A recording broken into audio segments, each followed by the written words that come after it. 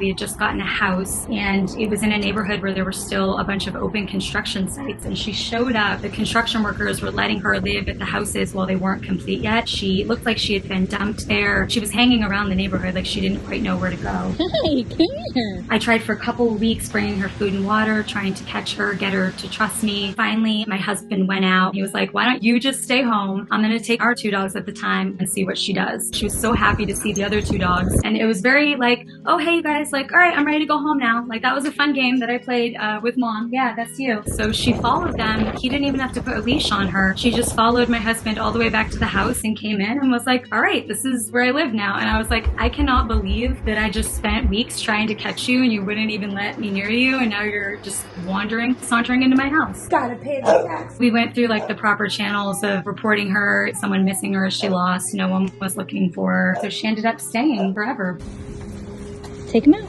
Good job. She is about 15 years old at this point. We take all the dogs everywhere with us, and so she's been on cross-country road trips 4 times now because we've gone back and forth between living on the West Coast and living in Washington, D.C. She looks at both herself and myself as like the matriarchs of the family. She looks at our bond as like, hey, we're the moms, we're going to take care of everyone. I've got the 2 kids, and she was there for all of it. One of the first ones to greet the babies when they came home from the hospital. She mothers the kids, she mothers the rest of the pack. If I'm giving the kids a bath, giving the other dogs a bath, she's like, okay, I'm going to stand here, I'm going to be on guard, we're doing this together. She wants to have her pack and her companions. She really doesn't like it when I leave her. I don't know if there's still a worry there that she's going to be abandoned.